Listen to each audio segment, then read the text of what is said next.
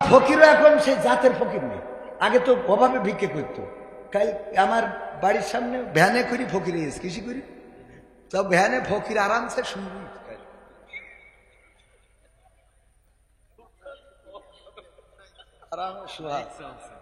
আর ওদিকে মাইক চলছে, ভাই জানে মাইক চলছে। ফকির এসে দুয়ারে দান করেন গো ভাই, দুনিয়াতে দান করিলে পরখানে পায়। আর ও যে ভ্যান চালায় ওই গামলা নিয়ে আমার গেটের সামনে। তাই আমি বলছি, ভাই আমার একটা কথা ছিল আপনার সাথে। কি? এই যে কষ্ট করে ফকিরের ভ্যানে করে নিয়ে বেড়াচ্ছেন সারা দুনিয়া, এটা না করে আপনি ওই ভ্যানটা যদি বাজারে চালান, চালাই যে ইনকাম হবে তাই দিয়ে তো ফকিরি চালাইতে পারেন। বলছে, হুজুর আপনি বুঝতে পারেন না। কে? তো বলছে, আমি ফকির আনিছি কিটা বলি, নিজে দেখলাম তুই চালাই নিয়ে আসবি। বলছে, আসলে আমি ফকির নিয়ে আসিনি, ফকির আমার নিয়ে আয়। কেন? বলছে, ও ভ্যানও ফকিরের, মাইকও ফকিরের, গামলাও ফকিরের, আমিও ফকিরের। কেন? বলছে, আমি ড্রাইভার। ও রে আল্লাহ, ও ড্রাইভার।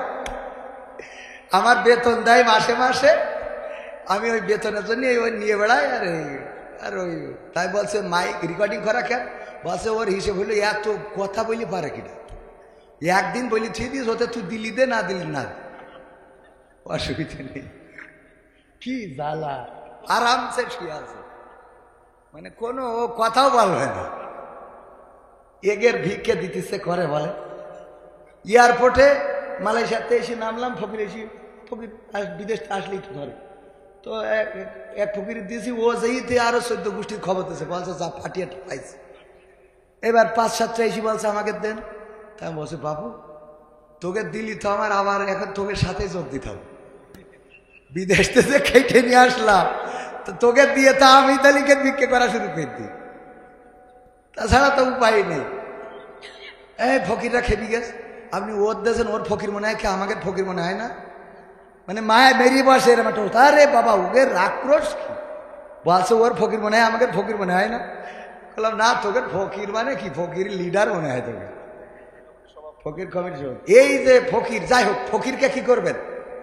সালাম দিবেন। এটা হবে অহংকার মুক্ত মানুষের পরিচয়। ফকির দেখে মনে থাকবে, মনে থাকবে ইনশাআল্লাহ। তো যাই হোক, মাহফিল শুরু করবো, যেহেতু 11টার মধ্যে মাহফিল শেষ করার কথা। আল্লাহ আমাকে তৌফিক দিন, এখনো তো শুরু করতে পারিনি। করবো, শুরু করবো, থাকবেন ইনশাআল্লাহ, থাকা যাবে। ক্ষমতায় কেউ স্থায়ী হয় না, হোক না সে হাসিনা কি বারে না, সে আরটা চিরকাল থাকে না। ক্ষমতায় কেউ স্থায়ী হয় না, মুজিবুর বেশি দিন থাকেনি, জিয়াউর কেউ তো রাখেনি। মুজিবুর বেশি দিন থাকেনি, জিয়াউর কেউ তো রাখেনি। এরশাদ চলে গেছে পৃথিবী ছেড়ে, এরশাদ চলে গেছে পৃথিবী ছেড়ে, কেউ আজ তার কথা কয় না। ক্ষমতায় কেউ স্থায়ী হয় না, হাসিনা ক্ষমতা ধরে রাখতে আয়না ঘর বানিয়েছিল, জনগণের রোশানলে দাদার দেশে পালিয়ে গেল।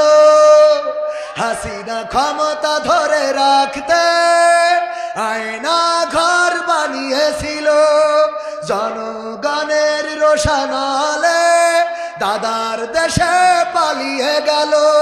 ডিবি হারুনের পাশে আর, ডিবি হারুনের পাশে আর পরিমণিদের দেখা যায় না। ঠিক না বেঠে? এখন কি তাদের দেখা যায়?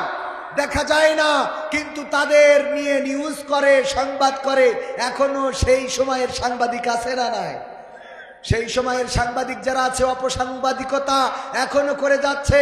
মুহতারাম জামাতের আমির ডাক্তার শফিকুর রহমান যখন সাতক্ষীরাতে বললেন যে আমরা নারীদের পোশাকে বাধ্য করব না, বোরখা পরতে বাধ্য করব না, কারণ এর পরের লাইন কিন্তু আরো বলেছে, নিউজ করেছে জামাতের আমির বলেছে নারীদের জন্য আমরা বোরখা পরতে বা কোনো পোশাকে বাধ্যবাধকতা আমাদের নেই।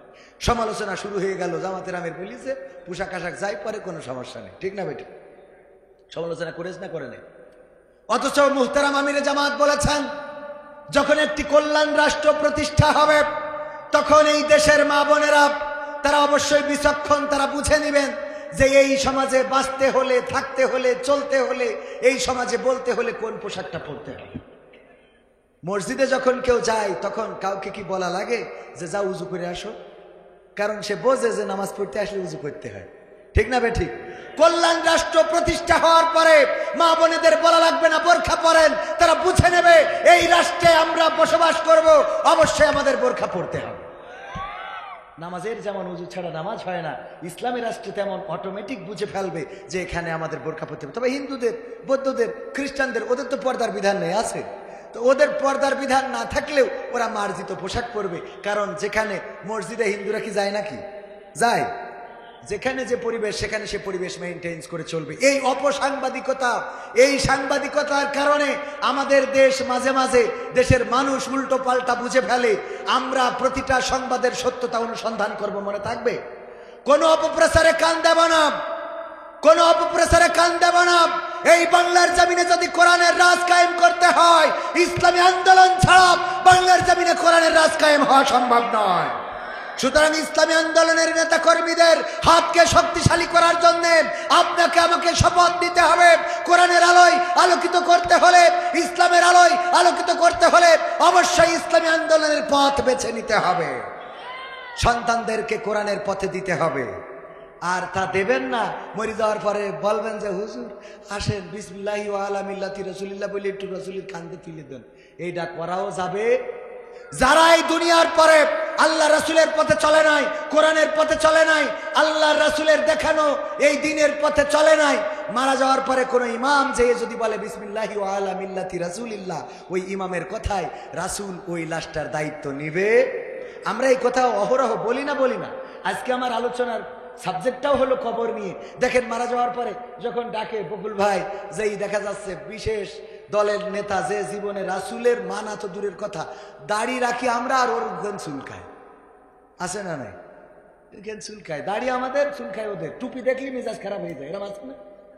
মানিক তো টুপি সহ্যই করতে পারতো না, লাস্টে বুঝলো যে না টুপি পরতে হবে এবং আল্লাহওয়ালা হতে হবে। দাড়িও রেখে দিলে, টুপিও রেখে দিলে, দুনিয়া ছাড়িয়ে দিয়ে বনবাসে চলে গেল, কলাপাতায় শুয়ে থাকলো।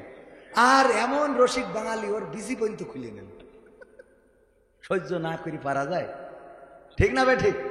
এমপিরা সব কোথায় গেল, মন্ত্রীরা সব কোথায় গেল, কোথায় কাদের কাকা? তাদের সারা দেশটা এখন লাগে ফাঁকা ফাঁকা। পালাবো না, পালাবো না, প্রয়োজন হলে ফখরুলের বাসায় গিয়ে উঠব। ঠাকুরগাঁওয়ে বাসা আছে না, জায়গা দেবে বলেছে না? পালাবে না, পালাবে না, যাই না তবু দেখা। পালাবে না, পালাবে না, যাই না তবু দেখা।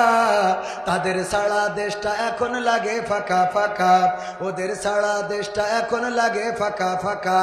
আইন মন্ত্রী আটকে গেল আইনেরই ফাঁকে, দাড়ি ছাড়া দরবেশের ভণ্ড ভণ্ড লাগে। আইন মন্ত্রী আটকে গেল আইনেরই ফাঁকে, দাড়ি ছাড়া দরবেশের ভণ্ড ভণ্ড লাগে। শুনছি কত নেতা নেত্রী খাইতেছে ভাই ডান্ডা, বিচারপতি কালামানিকের ফাটিয়েছে আন্ডা। পলকেরও ঝলক গেল, পলকেরও ঝলক গেল থামিয়ে নেটের চাকা। তাদের সারা দেশটা এখন লাগে ফাঁকা ফাঁকা, ওদের সারা দেশটা এখন লাগে ফাঁকা ফাঁকা। কই গেল সেই সংসদেতে মমতাজের গান, কোথায় গেল হযরত বলা স্বামী ওসমান? খেলা হবে, খেলা হবে, মনে আছে? আমি ফেসবুকে একটা ছবি দেখছি, জানি না ফেক নাকি রিয়েল।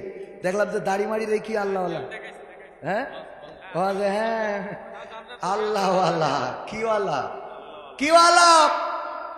কই গেল সেই সংসদেতে মমতাজের গান, কোথায় গেল হযরত বলা শামীম ওসমান, ইনু মেনন দীপু মনি আছে কারাগারে, বাপ করিলেও পাপ কখনো ছাড়ে কি আর তারে।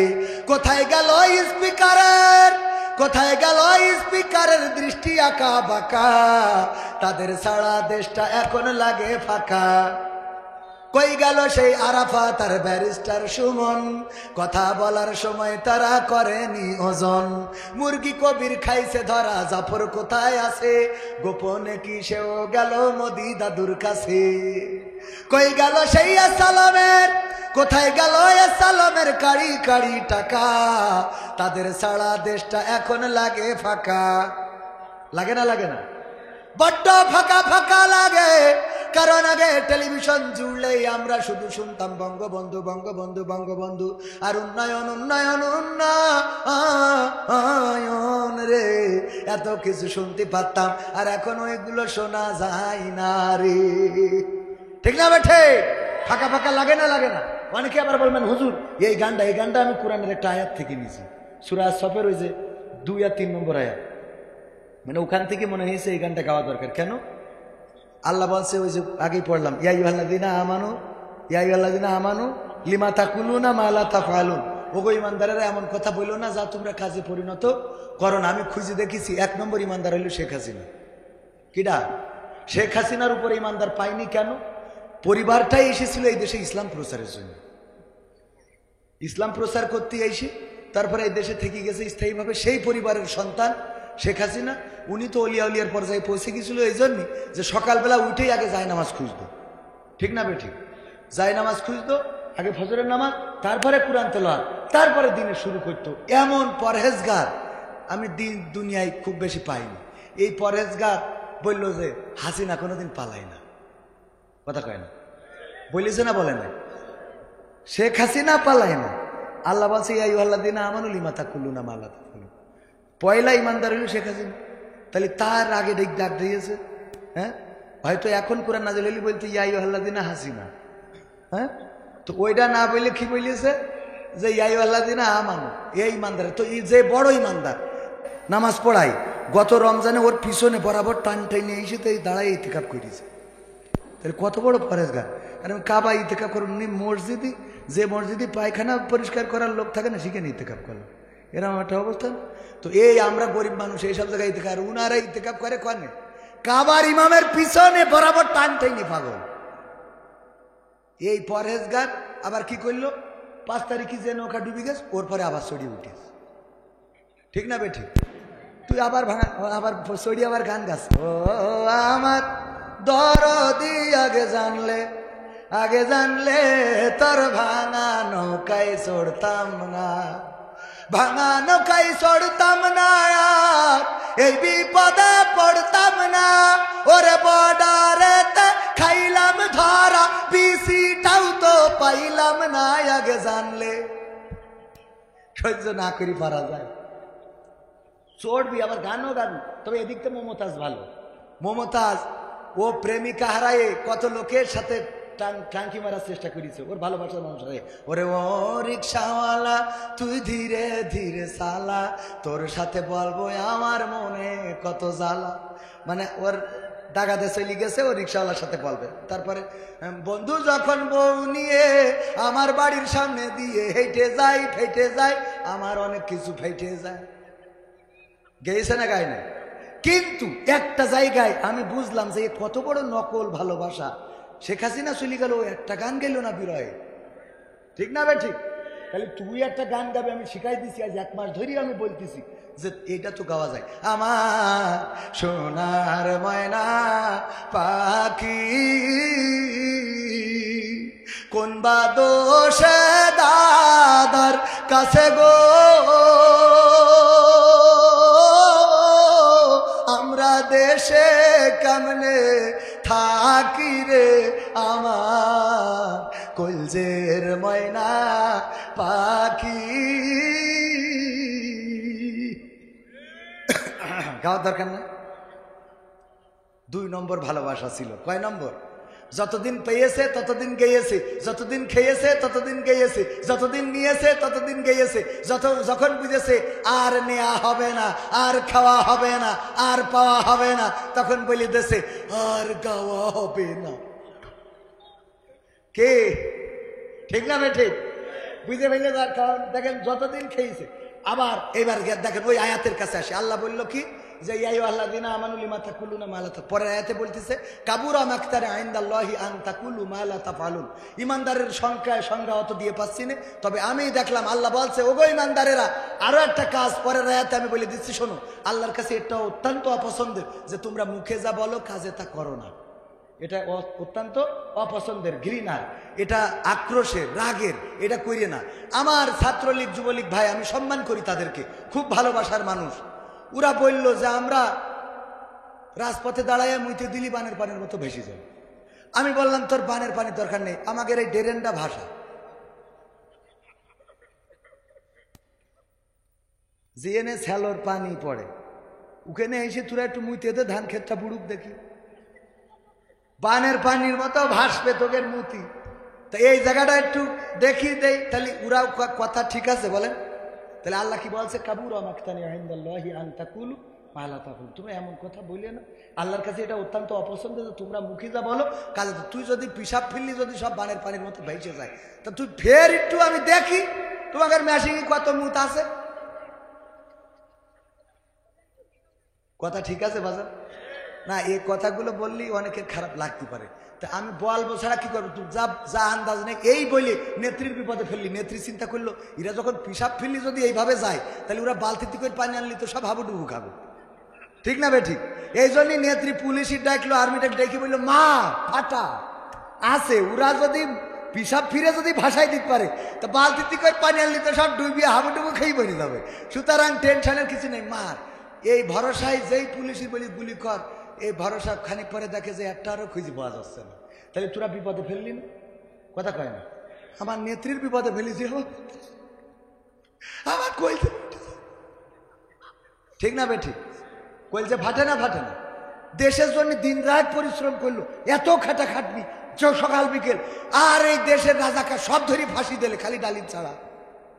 হ্যাঁ, এত উপকার করলো, করেছে না করে না? মামলার পরে মামলা, মরে গেছে তাও মামলা, কবরে রেস তাও মামলা। আবার দেখেন কত উপকার করেছে। ভোট আপনাদের কষ্ট করে জাতি হয়েছে। ও বলে এক চাষা গেছে যেই বলছে আমার ভোটটা দেবো, নাম্বার কত? তো বলছে চাষা এক কষ্ট করে আসিছেন কেন? তো বলছে তা আসবো না, ভোটটা দিতে হবে না? বলছে আপনার সে ভোট দেওয়া হয়ে গেল মানে আমি তো রওনা দিলাম বাড়িতে। বলছে রওনা দিয়েছেন কখন? তো বাপু ফজর পড়ে তারপরে আসলাম। তো বলছে আমরা তো তাহাজ্জুদ পড়ি কাম সারিছি। কি করে কাম সারিছি? তাহাজ্জুদ পড়ি তো কাম সারিছি, আপনি ফজর পড়ে আসলেন। চাচা বলছে তাহলে একটু কালি লাগিয়ে দাও যাতে বৌমা বোঝে। কালি লাগাই দিয়েছে, চলে যাচ্ছে। বলছে চাচা শোনেন, আবার চাষির যেন পাঠায় না, তোমার চাষিও ভোট দিয়েছে। তো বলছে হ্যাঁ চাষিটাও হয়ে গেল।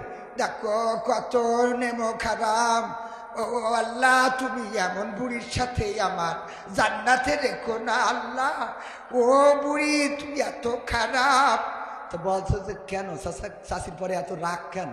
বাচ্চা দেখো মরে গেছে আজ 12 বছর হইল, এসে ভোটটা দিচ্ছিস তা আমার একটু দেখে যাবি নে, আমি কেমন করে বেঁচে আছি না আছি।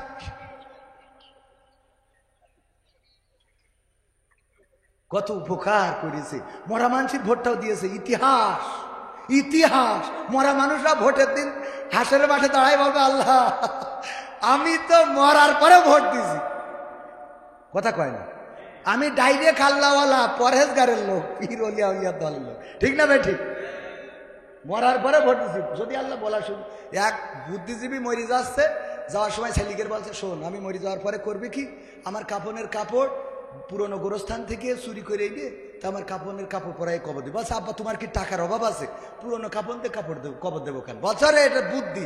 কি বুদ্ধি আছে? আল্লাহ আব্বা বলো একটু। বলছে শোন আমি যত নাফরমানি করেছি কবরে গেলে আমার যে বাটাম টানবে এটা আমি বুঝেছি, আমার যে ওখানে ঝাড়বে ওটা বোঝা শেষ। তো এই জন্যই ওই পুরনো কাপড়ের কাপড় দিয়ে যখন কবরে নামাবি, মুনকার নাকির এসে বসাই যখন বলবে মান রব্বুকা ওমান দিনুকা ওমান নাবিউকা, আমি বলবো আমি আর এই প্রশ্নের উত্তর আর কবার দেবো, আর কবার দিতে হবে আমার এই প্রশ্নের উত্তর। বল কবার মানে কাফনের কাপড় দেখাই, বলবো এই কাফনের কাপড় দেখে বলছেন না কি নতুন কাপড়, কাপনের কাপড় ছিঁড়ে নষ্ট হয়ে যাচ্ছে, আপনি এখন এসে কোন মান রব্বুকা। শয়তান কাকে বলে? হ্যাঁ ভাইয়েরা আমার, আলোচনা শুরু করতে চাই কিন্তু তার আগে মূল কথা বলেনি। আল্লাহ রাব্বুল আলামিন পবিত্র কোরআনের সূরা তাহা 55 নম্বর আয়াত, মাক্কি যুগের সূরা। ওমর রাদিয়াল্লাহু তাআলা আনহু যখন ইসলাম কবুল করেছেন সেই সময় এই সূরাটা এই সূরা তাহা পড়ছিলেন ওমর রাদিয়াল্লাহু তাআলা আনহুর বোন ফাতেমা রাদিয়াল্লাহু তাআলা আনহা এবং তার স্বামী। এই সূরার তেলাওয়াত শুনে ওমর রাদিয়াল্লাহু তাআলা আনহু ইসলাম কবুল করেছিলেন। ওগো আমার ভাইয়েরা, এই সূরার একটা আয়াত 55 নম্বর আয়াত আল্লাহ বললেন, মিনহা খলাকনাকুম ওয়া ফিহা নুঈদুকুম ওয়া মিনহা নুখরিজুকুম তারাতান নুখরা। সবাই পড়েন, মিনহা খলাকনাকুম ওয়া ফিহা নুঈদুকুম ওয়া মিনহা নুখরিজুকুম তারাতান নুখরা। এই আয়াতটা আমাদের সবার মুখস্থ। কেন মুখস্থ? প্রতিনিয়ত মানুষ মারা যায়, আর ইমাম সাহেব মাটি দেওয়ার সময় আমাদের উচ্চস্বরে আয়াতটা পড়ে পড়ে শোনাই, আর আমরা এটা শুনে শিখেছি। আর যখন কবর দিতে যাই তখন এই আয়াতটা পড়ি, অথচ এই আয়াতটা কোনো কবরবাসীর জন্য নাজিল হয় নাই। এই আয়াতটা ওই মৃত মানুষের জন্য নয়, এই আয়াতটা কোনো মুর্দার জন্য নয়, এই আয়াতটা গোরস্থানের জন্য নয়। এই আয়াতটা আমি একটু খোঁজার চেষ্টা করলাম যে এই আয়াতটা কেন আমরা কবরের কাছে যেয়ে পড়ি, ফজিলতটা কি, বরকতটা কি, এর কারণটা কি, কোন কারণে আমরা পড়ি। খুঁজে দেখলাম আহারে যেই আয়াতটা সর্বোচ্চ জায়গায় পড়ার কথা সেই আয়াতটা আমরা সর্বনিম্ন জায়গায় লাগিয়ে রেখেছি। কেমন করে? আয়াতের অর্থটা কি? আল্লাহ বলছেন এই মাটি থেকে তোমাকে সৃষ্টি করা হয়েছে, আবার একদিন এই মাটিতেই ঢুকানো হবে, আবার একদিন এই মাটি থেকে তোমাকে জীবন্ত করে উঠানো হবে।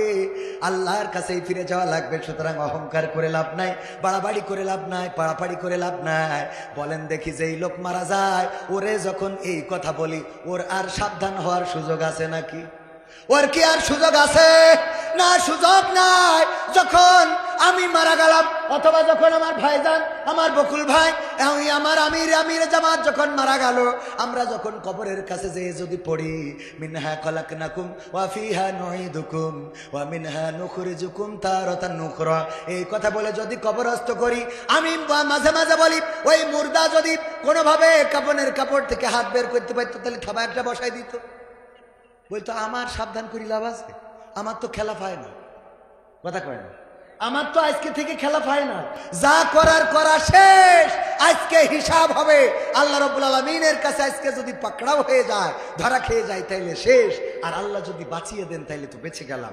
সুতরাং সাবধান হওয়ার দরকার তোমাদের যারা দুনিয়ার পরে আছে, ঠিক না বেঠে? আয়াতটা নাজিল হয়েছিল প্রথমে মুসা আলাইহিস সালামের উপরে। আল্লাহ রাব্বুল আলামিন মুসাকে বললেন যাও ফেরাউনকে সাবধান করো, সতর্ক করো। মুসা আলাইহিস সালাম বললেন আল্লাহ আমি কেমন করে সাবধান করব? ও আমাকে যদি না মানে, বলল তুমি তোমার মুজিজা দেখাবা। কি করবা? মুজিজা, হাতের লাঠি ছেড়ে দিবা, সাফ হয়ে যাবে। যদি না মানে বগলের মধ্যে হাত ঢুকাবা, সেটা বের করলে আলো ঝমকাতে থাকবে। সেটাও যদি না মানে তাইলে কি করবো? আল্লাহ রাব্বুল আলামিন শিখিয়ে দিলেন, ওগো ওগো ওগো মুসা, তুমি তারে বলবা মিনহা খলাকনাকুম ওয়া ফিহা নুঈদুকুম ওয়া মিনহা নুখরিজুকুম তারাতান নুখরা। কোন জায়গার আয়াত চিন্তা করে দেখেন। মুসাকে বলল ফিরাউনের সাবধান কর, যে তুই এত বাড়াবাড়ি করতেছিস, লাভ কি? এই চেয়ারের বড়াই করে লাভ কি? ক্ষমতার বড়াই করে লাভ কি? এই মাটি থেকে বানানো হয়েছে, মাটিতে ঢুকানো হবে, মাটিতে উঠানো হবে। এই কথা মুসাকে দিয়ে বলালো কাকে? তাহলে আমাদের দায়িত্ব কার বলা? ডক্টর ইউনূস। কার? ডক্টর ইউনূসকে বলতে হবে, ওগো ডক্টর ইউনূস, মিনহা খলাকনাকুম ওয়া ফিহা নুঈদুকুম ওয়া মিনহা নুখরিজুকুম তারাতান উখরা। আমার বিএনপির ভাইরা খালি বলে নির্বাচন দেন, নির্বাচন দেন, শুধু মুখী বললেই হবে না। কারণ এতদিন বলেছেন ঈদের পরে, কথা কয় না। এতদিন যেহেতু ঈদের পরে, সুতরাং নির্বাচনও ঈদের পরে নিয়ে যাবে, এই জন্য তার ভয় দেখাতে হবে। কি করে বলতে হবে? মিনহা খলাকনাকুম ওয়া ফিহা নুঈদুকুম ওয়া মিনহা নুখরিজুকুম তারাতান উখরা। ওগো ইউনূস, এত ক্ষমতা ধরে রেখে লাভ কি? এই মাটিতে সৃষ্টি করেছে, মাটিতে ঢুকাবে, আবার একদিন মাটিতে উঠাবে, সুতরাং তাড়াতাড়ি নির্বাচন দিয়ে নেমে যা। কথা কি বোঝা গেছে? তাহলে তাড়াতাড়ি কি কর, কারণ মরি তো খালি পরে কখন যাবে কেউ বলতে পারে, গ্যারান্টি আছে। তাহলে কি করো? এই মুহূর্তে নির্বাচনটা দিয়েতে মরো। ডক্টর ইউনূসের এই আয়াত দিয়ে বলতে হবে, সুতরাং যারা নির্বাচন চান এই আয়াত আগে শিখা লাগবে। কথা বোঝা গেছে তো? তাহলে এই আয়াত আজকে প্রথম হইল বিএনপি গেছে, মনে থাকবে। এবার দেখেন এরপরে কাকে শোনাবেন? ওই যে মন্ত্রীর তো প্রধানমন্ত্রী বা প্রধান উপদেষ্টার শোনালেন, তারপরে পর্যায়ক্রমে নামতি উপজেলায় ইউনিয়ন, জেলার উপজেলা চেয়ারম্যান, ইউনিয়ন চেয়ারম্যান, এমনকি ওয়ার্ডের মেম্বার, তারও বলতে হবে গ্রামে সুদখোর আছে না নাই। যে যদি বলেন ভাই আইলাম একটু বিবাদে পড়েছি, কি তা 10,000 টাকা যদি ধার দিতেন তাহলে একটু উপকার হইতো, তোর থানায় দাঁত খুলে দেবো। তো বেয়াদব কোথাকার, তোর 10,000 টাকা লাগবে, 2 দিন আগে বলবি না? মানে ও প্রথমে এমন একটা ভাব করে যে ওরে বাবা এ কত কাছের, তুই 2 দিন আগে বলবি না? আমি তোর তোর এত বিপদ, 10,000 টাকা, এটা আমার কলজে ফাইটে যাচ্ছে। মানে ও দিয়ার জন্য খালি ছটফট করতেছে, কিন্তু উপায় নেই। ভাই লাইন যদি না হয় এখন কি করবেন? না হলে একটু দেখেন 10,000 টাকা না হয় 1 মণ ধান করি যদি দিয়া যেত, 1 মাস পরে 1 মণ ধান সহ দিলাম। এই তো ফেললি বিপদে, উপকার না করতে পারলে নিজেরও ভাল লাগে না। আচ্ছা তোর চাষির কাছে কিটা যেন টাকা রেখে গেছে, দেখ পানে আছে না নাই? সুদখোর বুদ্ধি করে, কি করে সুদ খাওয়া যায়, কি করে টাকা ধার দেয় না সুদ খায়। ওই সুদখোর যখন এরকম করবে তখন বলতে হবে মিনহা খলাকনাকুম ওয়া ফিহা নুঈদুকুম ওয়া মিনহা নুখরিজুকুম তারাতান উখরা। গো সুদখোর, লাভ কি? এত বুদ্ধি করে, এত টাকা ইনকাম করে, রোজগার করে, এই টাকা পয়সা পড়ে থাকবে, মাটির থেকে সৃষ্টি করেছে, মাটিতে ঢুকাবে, আবার একদিন মাটিতে উঠাবে, আল্লাহর সামনে দাঁড়াতে হবে। সুতরাং সুদ খাওয়া ছেড়ে দাও। সাথে সাথে বলতে হবে এরপরে আমার যুবকেরা কাদেরকে বলবে? যখন এই যে এখন জানুয়ারি মাস, আগামী মাস কি মাস? লাইলাতুল ফেব্রুয়ারি দিবস। এই ফেব্রুয়ারি দিবসকে কেন্দ্র করে অনেক মেয়ে বলবে, শোনো লাইলাতুল ফেব্রুয়ারিতে তুমি যদি আমার ওই যে ড্রিম ভ্যালিতে যদি না নিয়ে যাও, তামান্না রিসোর্টে যদি না নিয়ে যাও, তুমি যদি আমার মোটরসাইকেলের পিছনে ঘুরতে না নিয়ে বেরো, আছে না নাই? আজকালকের ছেলেরা বই নিয়ে আর বসে না, ও বাবা গুগলে সার্চ করিয়া পড়ে। ওরে কালের মেয়েরা কোরআন হাদিস ধরে না, এখনকার মা বোনেরা কোরআন হাদিস পড়ে না, ও আল্লাহ টিকটকে ভিডিও ওরা করে। আজকালকের ছেলেরা বই নিয়ে আর বসে না, গুগলে সার্চ করিয়া পড়ে। আগের সময় প্রেম করিলে আমার বকুল ভাই বলছ পাইছ কি, এখন বলে শখ করিয়া বাবু তুমি খাইছ কি? ঠিক না বেঠে? এই কথা কয় না, ঠিক না বেঠে? আগের সময় প্রেম করার অপরাধে যদি আমার সেক্রেটারি কোনোভাবে চিঠি, ওনারা তো লিখার কথা না, ধরেন আমি কোনোভাবে চিঠি লিখেছি, ওই চিঠি দেওয়ার কথা মেয়ের কাছে, কিন্তু মেয়ের মার হাতে চলে গেছে, এই লজ্জায় গ্রাম ছেড়ে ঢাকা গার্মেন্টসে চলে গেছি। ওরা আমি যাইনি, মানে এরকম যাই না গেছে না যাইনি, যে সিটি ধরা খেয়ে গেছে, গ্রামের মুখ দেখাতে পারবো না। হ্যাঁ, আগের সময় প্রেম করিলে লোকজন বলতো পাইছ কি, এখন বলে শখ করিয়া বাবু তুমি খাইছ কি। এখন এই যে এটা কি করে, হ্যাঁ বাবু তুমি খাইয়াছ না, ও খাইনি, বুড়ো ধাড়ি, ও ফিডার খাবে। বাবু তুমি, আপনারা তো বলার দরকার নেই বলার, অন্যরা বাচ্চারা বলে। ঠিক না বেঠে? আছে না নাই? অনেকেই বলবেন হুজুর এটা মুরব্বীদের শুনায় লাভ কি? কারণ মুরব্বীরা মনে করে, অনেক দাদা আছে, অনেক দাদি আছে, দাদি যখন হেঁটে যায়, দাদি কুজো হয়ে গেছে, মোট দাঁত মাত সব পড়া শেষ, হাসলি দাঁত তো দূরের কথা, মনে হয় ওর মধ্যে তিমি মাছ ঢুকে যাবে। ঠিক না বেঠিক? এই দাদি বুরকা পরে এমন পরা পরিছে, পায়ে আবার কালো মুজাব, হাতেও কালো মুজাব, আবার এমনি তো শুধু চোখ, তার উপর আবার একটা পর্দা আছে না নাই? আর নাতি সাথে রয়েছে, রে বাবা কায়দা করি যাচ্ছে, আছে না নাই? দাদির তোর দিকে তাকাবে না, কিনা কুত্তাও তো তাকাবে না। তো নাতি যেটা ওইটা ঠেকা, ও তো ধরে নিয়ে গেল, ঠিক না ঠিক? আর এইগুলো দেখায় বাচ্চারাও নষ্ট হয়ে যায়। আমার যুবকের আগে কত ভালো ছিল, মসজিদে যেত, নামাজ পড়ত, দাড়ি রাখত, টুপি পরত, আর এখন এই সব দেখে মাথায় কাজ করে না, বটতলায় বসে বসে গাঞ্জা টান, ঠিক না ঠিক? আগে যখন চিকন থাকতো মানুষ, আমার ভাই জিজ্ঞেস করতো, ওই যে আমার সেক্রেটারি বলতে, তুই কি কিছু খাইস না নাকি, এত চিকন হয়ে যাচ্ছিস কেন? আর এখন যদি চিকন মানুষ দেখে, কয় কিছু খাওয়া ধরেছিস, ঠিক না বেঠে? কিছু কি খাওয়া ধরেছো? তা না হলে এরকম হয়ে যাচ্ছ কেন? মানে এখন খাইলে কমে, এখন কি করে? খাইলে কমে। আগের সময় প্রেম করিলে মুরব্বী জন বলতো পাইছ কি, এখন বলে শখ করিয়া বাবু তুমি খাইছ কি, লজ্জা শরম নাই, আইলাম কোন জামানাই, ভবিষ্যৎ দেখি অন্ধকারে। আজকালকের ছেলেরা বই নিয়ে আর বসে না, ও বাবা গুগলে সার্চ করিয়া পড়ে। নতুন করে হয়েছে চালু এখন আবার কোন ট্রেন্ড, পরিচয় করাই দেখি এই আমার গার্লফ্রেন্ড, ঠিক না বে ঠিক? নতুন করে হয়েছে চালু এখন আবার কোন ট্রেন্ড, পরিচয় করাই দেখি এই আমার বয়ফ্রেন্ড। নারীরা হঠাৎ মেয়ে একটা ছেলে নিয়ে বাড়ি হাজির, মা জিজ্ঞেস করে, বেগানা ছেলে কি ডাও? আল্লাহ আম্মা আমার বয়ফ্রেন্ড, 3 বছর ধরে আমার লাইন চলতেছে। আম্মা আম্মা আজকে তোমার সাথে পরিচয়, বাবু এদিকে আসো। আমার আম্মা, সালাম সালাম আলাইকুম। হ্যাঁ আম্মা কেমন আছো? হ্যাঁ আব্বা ভালো আছো? এই আব্বাকে ঘরে নিয়ে পড়ো। ওরে আব্বা কলা দেন না, আছে না নাই? এইবার কয় কি কয়, এই তুই যার সাথে প্রেম করেছিস ওর সাথে তো তোর আব্বা জীবনেও দেবে না, ওর যে মাজার সাইজ কাটিং আর উপরে যে কুত্তা কাটিং চুল, তোর আব্বা দেখলি তো আমার মেরি ফেলবে। আম্মা তাহলে কি করবো আম্মা, তুমি বলো আম্মা।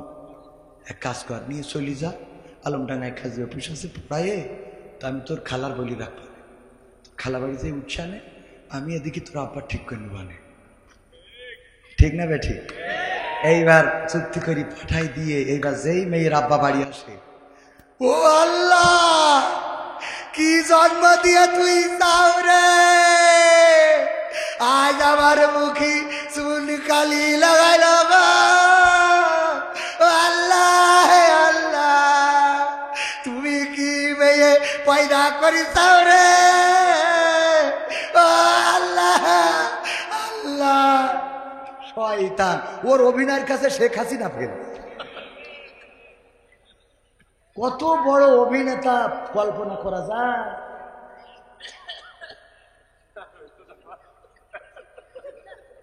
কত বলবো, আর বইলেও তো সোজা করতে পারলাম না।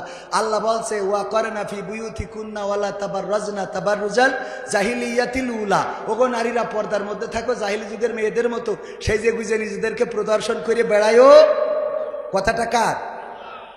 আমার বকুল ভাই বলছে যে আপনাদের একটু পিকনিকে নিয়ে যাবো, 10 জন আমার সাথে একটু যাবেন, একটু ডাইল ভাতের ব্যবস্থা করব। তো ভাই তো জানে যে আমি যেতে পারি, তো 10 জনের জন্য বিরিয়ানি নিয়েছে ভাত, আর 10 জনের জন্য মোটামুটি যেন যদি লোক বেশি হয়ে যায় যেন একটা ব্যাকআপ দিতে পারে, তার জন্য কিছু মুড়ি নিয়ে গেছে। কি নিয়ে গেছে? মুড়ি। এখন আসলেই 10 জন তো দাওয়াতের, আরো 10 জন সাথে হয়ে গেছে 20 জন। তো যাইতে ড্রিম ভ্যালি না কি আছে এখানে পার্ক, ওখানে যাইতে বলছে যে যেহেতু লোক একটু বেশি হয়ে গেছে তাহলে একটু ডিস্ট্রিবিউট তো করতে হবে খাবার। তা বলছে যে বুদ্ধি করে গেছে যদি মুড়ি আর ভাত এই যে আছে, যারা মুড়ি খাবে তাদের ভাত দেবো না, যারা ভাত খাবে তাদের মুড়ি দেবো না। আমার কাছে জিজ্ঞেস করছে, কবির ভাই আপনি মুড়ি খাবেন না ভাত খাবেন? আমি বললাম ভাত খাই তো মুড়ি খাবো। ভাত খেয়ে আল্লাহ বললেন, নবনারীরা তোমরা পর্দার মধ্যে থাকো, জাহিলি যুগের মেয়েদের মতো সেজে গুজে নিজেদেরকে প্রদর্শন করে বেড়ায়ও না। আর আমার নারীরা বললো, আল্লাহ মেনে নিলাম, কিন্তু আমাদের কথা হলো আমরা সেই যে গুজে তারপর বোরকা পরবো, সেই যে গুজে বোরকা পরে পরে। এইবার ওই যে কুপা শামসুদুর কি ক্যান্টিন না কি আছে, এক একটা নাম দিয়েছে যে বাম্বু ক্যাফে, মানে ওখানে গেলে বাস খাবে। আছে না নাই? বাম্বু ক্যাফে, আইসো বাস খাও। আমি গদখালিতে ফুল, গদখালি চেনেন না আপনারা? নাম শুনেছেন না? আমি বললাম ভাই ফুলের এই যে মালাগুলো দাম কত করে? বলছে ভাই আপনার কাছে বেচে লাভ করতে পারবে না, দাম শুনেন না। কেন? তো বলছে লাগে আপনি এটা নিয়ে যান। লাগে নিয়ে যান মানে দাম কত বলবেন না? বলছে আমরা আসলে আপনাদের কাছে ওইভাবে বেশি না। কেন? তো বলছে ওই যারা ওই বগল দাবাই করি এরম করে একটা করে নিয়ে আসে ওগের কাছে বেশি। কেন? বলছে মাথায় একবার দিয়ে দিতে পারলি ওইটা আর খুলতে পারে না। এইটাই আমাকে 20 টাকা দাম, সেই বসে থাকি 372 টাকা। না দিয়ে উপায় নেই, ও মেয়ের মাথার তো খুলতে পারে না, মানিজ যাচ্ছে। বলছে আমাদের ব্যবসা এইটা হুজুর, আপনার সাথেও ব্যবসা হবে না, আপনার লাগে আপনি দুটো নিয়ে আপনি চলে যান, কথা বললেন না। কত বাস। আরে যুবকরাও পাগল। আরে পাগল রে। বলি যে লাইলাতুল ফেব্রুয়ারিতে যদি তুমি আমার 3 পিস না কিনে দাও তাহলে আমি মেম্বারের ছেলের সাথে লাইন মারবো। ও টাকা না পেয়ে কলার খান্দি শুরু করে। আছে না নাই? এইভাবে কষ্ট মষ্ট করি ও 3 পিস বুরকা আইলা বাইলা সাইলা মেকআপ দিলে হঠাৎ করে আমার ভাইয়ের মতো, না আমার মতোই ধরেন কালো মানুষ আর কি, সরকারি চাকরিজীবী একটা ইয়েছে, দাঁত উঁচো, একটা দাঁত মনে হয় যে ফিরাউনির দাঁত লাগাইনো, হাসি তো না, মনে হয় যে আজরাইল হাসতেছে। এইটা এসে যখন বলে যে আমি সরকারি চাকরিজীবী, হ্যাঁ তোমাকেই তো খুঁজছিলাম, ঠিক না বে ঠিক? সারা জীবন 3 পিস পরাইলো ও, আর চলে গেল ওর সাথে, সব লস। কথা কয় না। এই ইনভেস্ট করে লাভ নেই, ইনভেস্ট করো আল্লাহর সাথে। কার সাথে? ইনভেস্ট করো আল্লাহর পথে।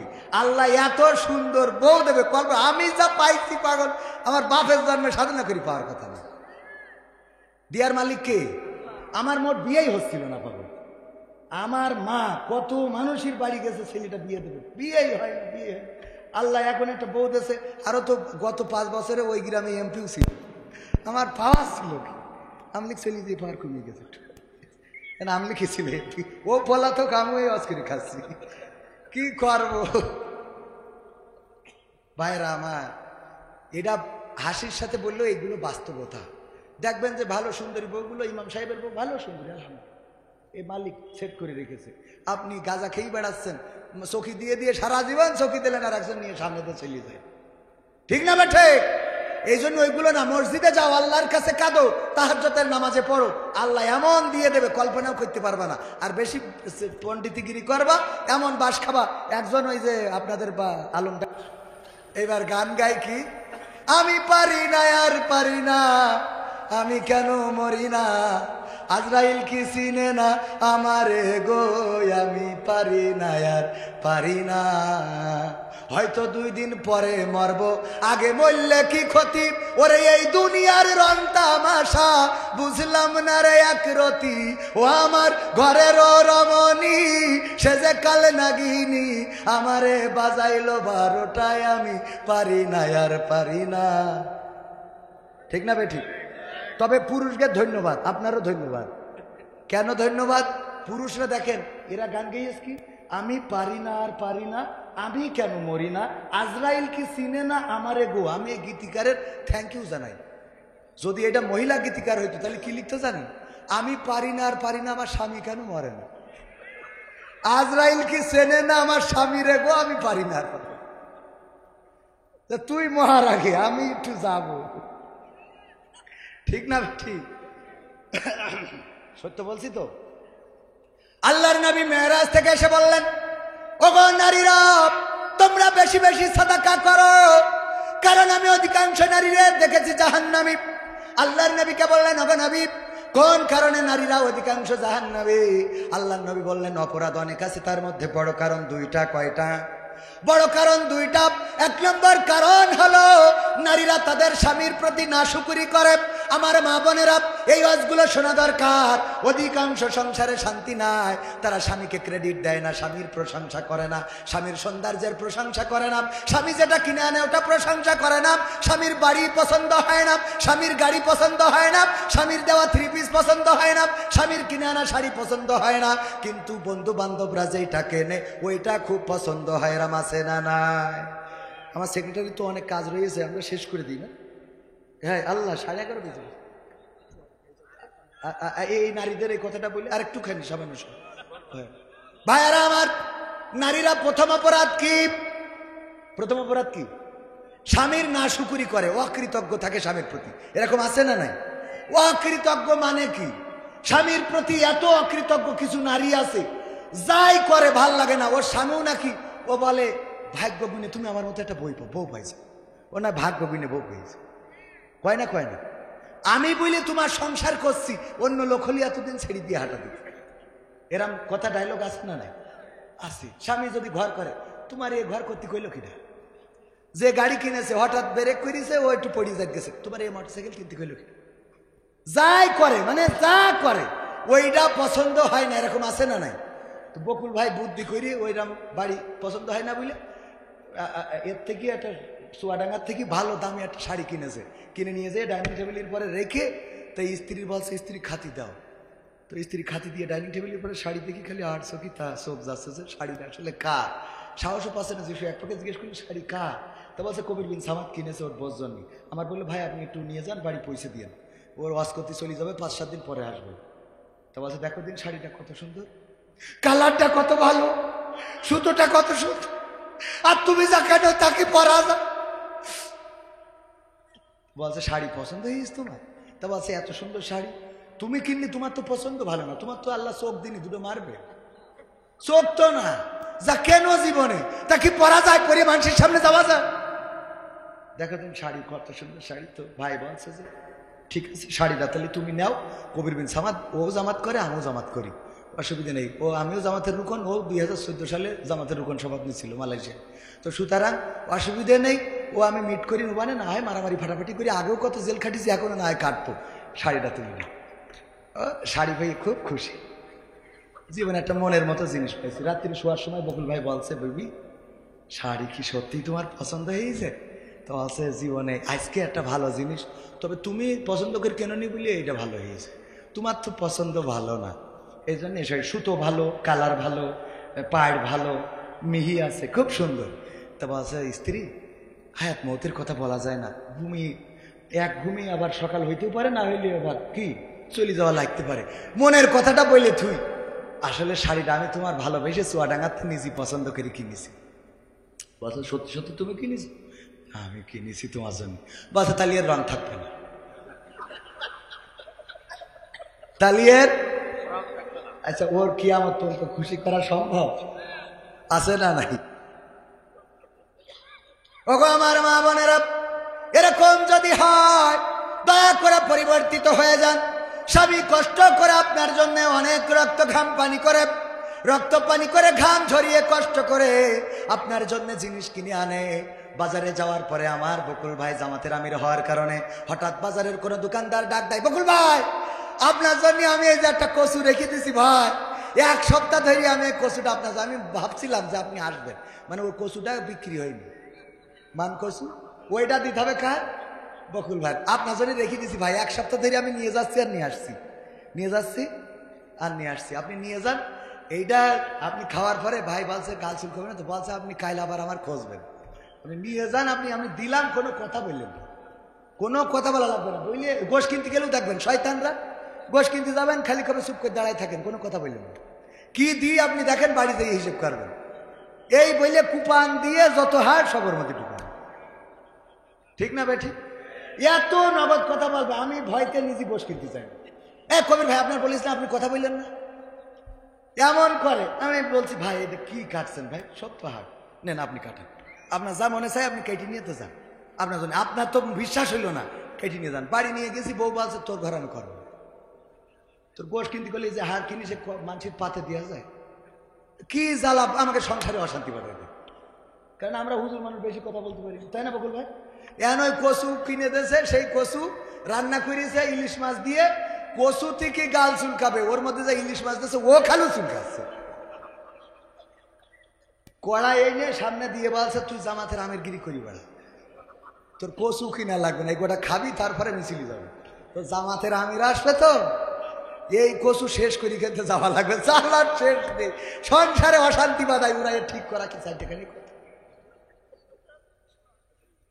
কত অঞ্চলা আমাদের শুধু মা বোনেরা, দয়া করে আপনারা একটু সফট মাইন্ডে আসেন, আমাদের একটু রহম করেন, দয়া করেন। বাজারেও আমাদের বিপদ, ওদের কাছেও বিপদ। মাছ, পচা মাছটা যেটা বিক্রি হয়নি আর হবেও না, কেউ কিনবেও না, কয়েক প্যাকেটটা ধরেন ভাই, ওজন দেন, ওজন দেওয়া লাগবে না, আপনি প্যাকেট ধরেন, ওজন না করি প্যাকেটের মধ্যে কুটতে যাই দেখে সব আলোয় যাচ্ছে, ব্যাস এই নে তুই কোট মাছ। আমি ওয়াজ করি বেড়ে, আমি মাছ কুটা সম্ভব? এই অঞ্জালাগুলো বাধাই। মা বোনেরা আপনারা বুঝবেন, এগুলো আমাদের দোষ না, এগুলো স্বামীর দোষ না। আপনার স্বামী সরল ভালো মানুষ, আর ভালো মানুষ বলেই তো আপনি করি খাচ্ছেন, কথা কয় না। আমি বলি আমার মাঝে মাঝে কয় তোমার তো পছন্দ ভালো না, বললাম পছন্দ ভালো না বলি তো তোর নিয়ে করি খাচ্ছে, ভালো হলে তো পরিমাণে তৈরি আনতাম, ঠিক না বেটে? হ্যাঁ পাগল কি কম, এই জন্য এখন আর এই কথা পাই না, আর বুঝে গে লাইন মতো। আপনি তো বক্তা মানুষ, একভাবে বুঝাই দিই। আল্লাহ হেদায়েত নসিব করেন, বলেন আমিন। এগুলো খেয়াল রাখবেন, মানুষের একটু মা বোনেদের একটু বোঝা দরকার, একটু পরিবর্তন হয়। তাহলে 1 নম্বর কি, না শুকুরি করে। আর 2 নম্বর কি, 2 নম্বর এগুলো বলতাম, আমার স্বামী মারা যাওয়ার পরে আমার মনের মধ্যে কষ্ট লাগছে যে আসলে কি আমার অভিশাপে মারা গেল নাকি তার হায়াত শেষ হয়েছে তাই মারা গেছে। আমি বললাম হায়াত শেষ হয়েছে তাই মারা গেল না অভিশাপে, কারণ দোয়া বদদোয়া কবুল হয় না, এটা তো আর আমি বলতে পারবো না। তবে এতটুকু বলতে পারি, বিশ্বনবীর হাদিস হলো নারীরা বেশি বেশি জাহান্নামে যাওয়ার কারণ 2টা। কয়টা? 1 নম্বর না স্বামীর প্রতি না শুকুরি, 2 নম্বর হলো বেশি বেশি অভিশাপ দেয়া। আপনি যে অভিশাপ দিচ্ছেন তার মানে জাহান্নামে যাওয়ার যে কারণ, সেই কারণ একটা অলরেডি বাস্তবায়ন করে ফেলেছে, ঠিক না বেঠে? এইগুলো করা যাবে না, এগুলো করবেন না। আল্লাহর নবীর কন্যা ফাতেমা রাদিয়াল্লাহু তাআলা আনহা, হাসান হুসাইন 3 দিন ধরে খায় না। ফাতেমাকে বললেন, ওগো ফাতেমা, ওগো আমার মা, একটু খাবার দাও, পাথর বেঁধে রেখেছি পেটে, আর তো সহ্য হয় না গো মা। ফাতেমা বললেন, ওগো হাসান হুসাইন, তোমরা কি তোমাদের বাবাকে চোখে দেখো না? আমারে কেন ডিস্টার্ব করো বারবার? আমার কাছে কেন খাবার চাও? তোমার বাবাকে কেন বলো না? ওই সবাই আলী রাদিয়াল্লাহু তাআলা আনহু গোটা মদিনায় ঘুরেছে, কোথাও কোনো কাজ পায় নাই, কোথাও কোনো চাকরি পায় নাই, কোনো অর্থ উপার্জন করতে পারে নাই।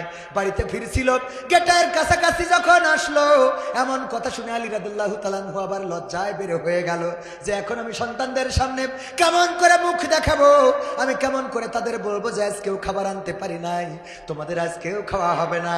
এই জন্য বের হয়ে গেল। ফাতেমা রাদিয়াল্লাহু তাআলা আনহু দেখছিলেন যে আলী রাদিয়াল্লাহু তাআলা আনহু ঢুকতেছেন। হঠাৎ করে হাসান হুসাইনকে বললেন, ওগো হাসান হুসাইন, তোমাদের বাবাকে দেখছিলাম বাড়ি আসছিল, কোথায় গেল? ওগো মা, যখন তুমি বলেছো আমার কাছে কেন বারবার খাবার চাও, তোমাদের বাবাকে কেন বলো না? এই কথা শুনে আমাদের বাবা আলী বাড়ি থেকে বের হয়ে গেছে। ফাতেমা রাদিয়াল্লাহু তাআলা আনহু তাড়াতাড়ি করে পর্দা করলেন, খুঁজতে বের হলেন, মদিনার অলিতে গলিতে পাহাড় পর্বতে খুঁজে বেড়ালেন, কোথাও পেলেন না। আল্লাহর নবীর কাছে আসলেন, এসে বললেন, ওগো নবী গো, আমি আমার স্বামীকে আজকে কষ্ট দিয়ে ফেলেছি। কি কষ্ট দিয়েছ গো ফাতেমা? ফাতেমা রাদিয়াল্লাহু তাআলা আনহা বললেন, নবী গো, আজকে 3 দিন ধরে বাড়িতে কোনো খাবার নাই, হাসান হুসাইন পেটে পাথর বেঁধে রেখেছে, আমাকে বারবার ডিস্টার্ব করে, বলে খাবার দাও খাবার দাও। আমি কোথা থেকে খাবার দেব? আমি বললাম, আমাকে কেন তোমরা জ্বালাতন করো, তোমাদের বাবাকে কেন বলো না? ওই সময় আলী বাড়িতে ফিরছিল, আমার কথা শুনে বাড়ি থেকে বের হয়ে গেছে। আল্লাহর নবী বললেন, ওগো ফাতেমা, শুনে নাও, এই সময় যদি আলী কোথাও মারা যায়, বনে জঙ্গলের সাপে যদি কেটে আলীর কামড় দিয়ে যদি মেরে ফেলে, যদি বিষাক্ত সাপের ছোবলে আলী যদি মারা যায়, অথবা বনের বাঘ যদি আলীকে খেয়ে নেয়, পৃথিবী ছেড়ে যদি আলী চলে যায়, আর তুমি যদি তার কাছ থেকে ক্ষমা চেয়ে না নিতে পারো, ওই পরকালের ময়দান, হাসরের ময়দানে আমি নবী, তুমি আমার কন্যা ফাতেমা, এই পরিচয়টা হাসরের ময়দানে আমি নবী মুহাম্মদ দেব না। আল্লাহু আকবার। শুধুমাত্র স্বামীকেও বলে নাই, সন্তানদেরকে বলেছেন, তোমাদের বাবাকে কেন বলতে পারো না, আমাকে কেন বলো? এই কথাটার কারণে আলী রাদিয়াল্লাহু তাআলা আনহু বের হয়ে গিয়েছেন।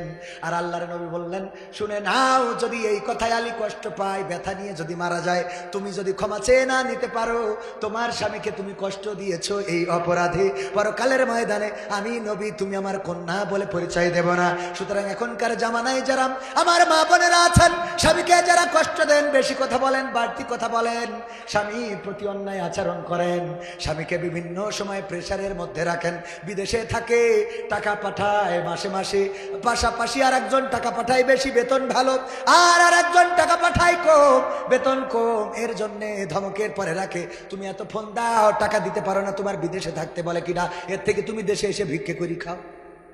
তো দেশে এসে ভিক্ষে করে খালি তুই হলি ফকিরের বউ, কার বউ? ভিক্ষে করে খালি তোর দাম বাড়লো। মাঝে মাঝে বউরা বলে, এর থেকে যদি ভ্যানালার সাথে বিয়ে হইতো তো ভালো হইতো, তো ভ্যানালার বউ হলি ভালো হইতো, তোর তো আসলে ওইগুলো তোর এরকম আছে না? নাই, ফকিরের বউ হইতে চায়, স্ত্রীকে স্বামীকে নির্যাতনের পরে রাখে, স্বামীর পাগল বানায় রাখে। আমার পাগল এখন আবার কি হয়েছে, কাপল ভুলাক, কি ভুলাক? হাই গাইস, হ্যাঁ আমাকে কেমন লাগছে আজকে? হ্যাঁ গাইস, আমার কথা কি শোনা যাচ্ছে? শোনা গেলে তোমরা একটা কমেন্ট মেরে দাও, একটা কমেন্ট করো। এই তো বকুল ভাই কমেন্ট করেছে, হ্যাঁ আমাকে শুনতে পাচ্ছেন। হ্যাঁ হ্যাঁ, আমার পিছনে কাকে এনেছি দেখেছো তোমরা?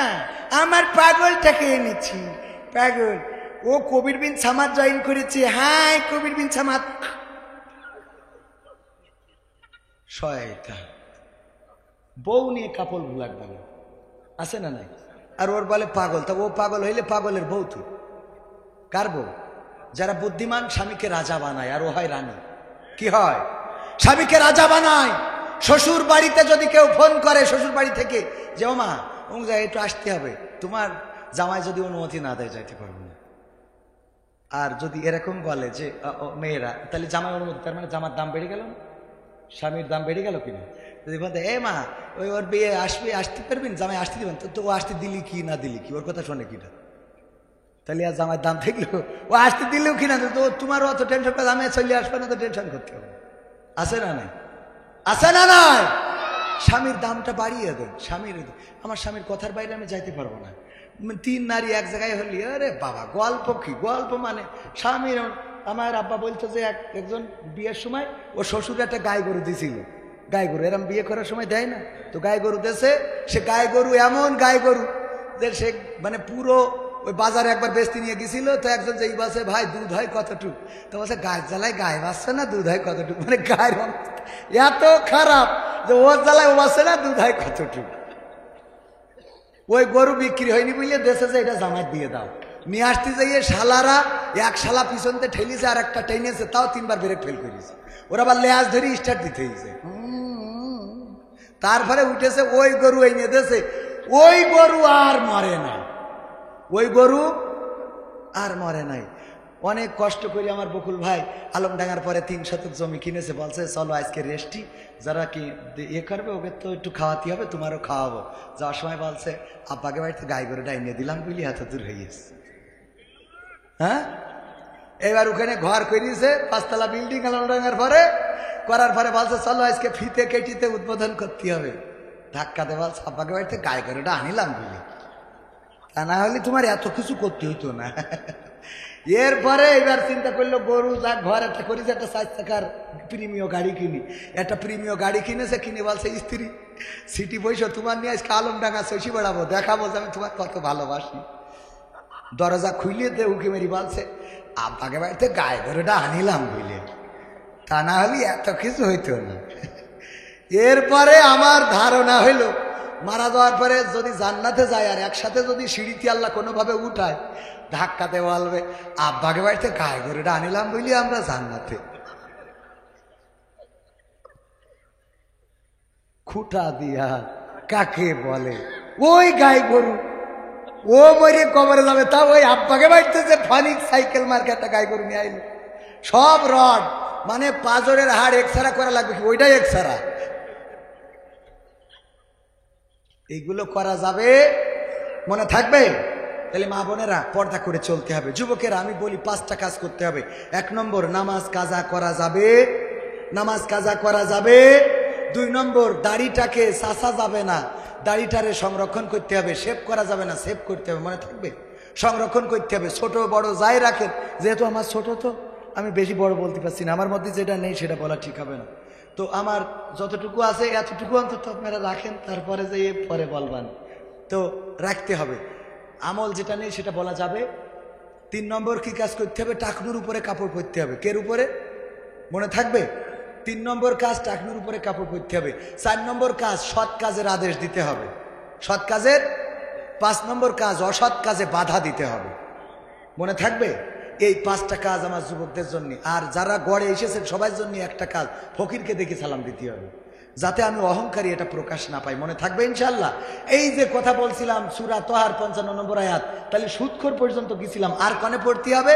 লাইলাতুল ফেব্রুয়ারি উপলক্ষে যদি কোনো মেয়ে বলে, শোনো তুমি, আমি কিন্তু তোমাকে অনেক বড় ভালোবাসি, লাইলাতুল ফেব্রুয়ারিতে আমরা ঘুরতে যাব, তোমার মোটরসাইকেল FZ RS1 না কি এখন নাম উঠেছে, R15, আমি নামও মনে থাকে না, R15, ওতে করি আমার নিয়ে ঘুরে বেড়াবা, করি গিয়ার দিবা, আমি পিছনে বসে থাক, চুল ফুরফুর করে উঠবে, হ্যাঁ, আমি তোমার কান্দের পরে হাত রাখবো, মাঝে মাঝে ব্রেক মারবা।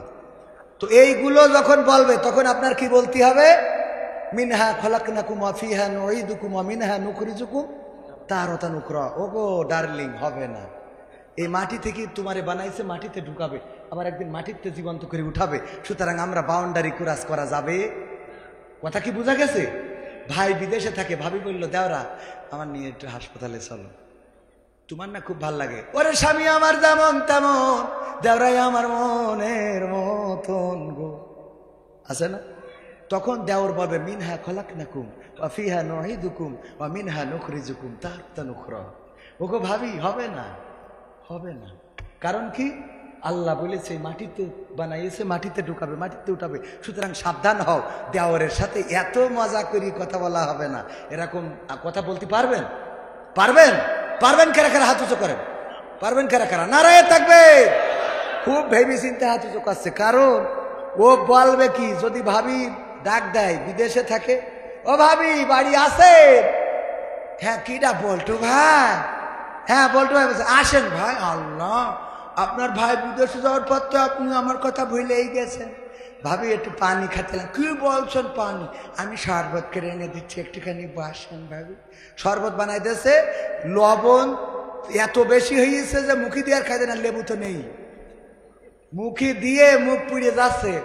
ভাবি দিকে কেমন হয়েছে শরবতটা? ও ভাবি, আপনার হাতে এত জাদু, আল্লাহ, ওই লবণ খেয়ে জাদু, শয়তান কোথাকার।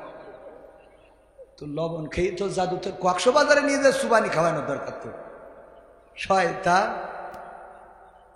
ওখানে কি পড়তে হবে মনে আছে তো? তাহলে কবরে না, জ্যান্ত মানুষের কাছে পড়েন।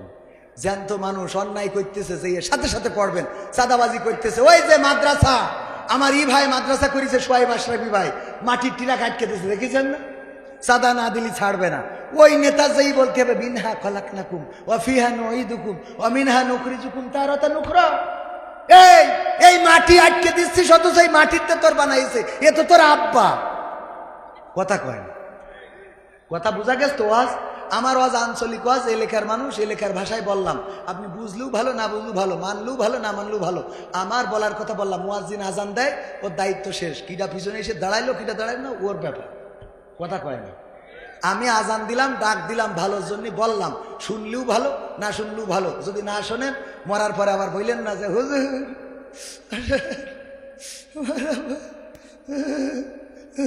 কি আব্বা, আব্বা কি হু করছিস কেন বুকার মতো? খালি বুখার, আমি তো পারি না হুজুর। কি পড়তে হয়? তো পারবি কি? শিখিস নি তো পারবি কি? এইবার যাইয়ে হুজুর যাইয়ে বিসমিল্লাহি ওয়া আলা মিল্লাতি রাসূলির, রাসূলের দায় পড়ে গেছে, নিয়ে কান্দের পর নেবে। তবে যারা বুঝা হুজুর, ওরা ও বলে না, ওরা যাইয়ে ওইটা বলে না। কারণ আগে চেক করে ও কোন দলের। সারা গায়ে নৌকা মার্কা লাগাই নিয়ে এসে বিএনপির নেতা যদি বলে আমি খালেদা জিয়ার 1 নম্বর ভক্ত, ওর কাটি থাকবে এখন? সারা গায়ে নৌকা, ও কয় খালেদা জিয়ার ভক্ত, শয়তান। তো তোর সারা, তোর তুই নবী বিসমিল্লাহি ওয়া আলা মিল্লাতি রাসূলিল্লাহ, তোর যে বইলে নবীর দলে উঠাবো, তোর মুখে দাড়িটাও নেই, টুপি পরিসনি, নামাজ পড়িসনি, ইসলামের পথে চলিসনি, তুই কি করি রাসূলের দলে? এই জন্য যেসব হুজুর বোঝে, ওরা যেই দেখে যে ও কোন লাইনের, যেই বলে বিসমিল্লাহি ওয়া আলা মিল্লাতি নরেন্দ্র মোদী। কি ও যদি ওই দলের হয়, যারা ওই পাশে চলে যাবে। বিসমিল্লাহি ওয়া আলা মিল্লাতি তোর কাছে দিলাম, তুই যা পারিস কর, ঠিক না বেঠে? বিসমিল্লাহি ওয়া আলা মিল্লাতি বাইডে, যারা আমেরিকার দলে ওই পাশে যা, তার পাশে যা হয় ডোনাল্ড ট্রাম্প। বিসমিল্লাহি ওয়া আলা মিল্লাতি ওং সান সুচি। মনে থাকবে? রাসূলের ঘাড়ে দিয়ে লাভ নেই। মনে থাকবে কথা?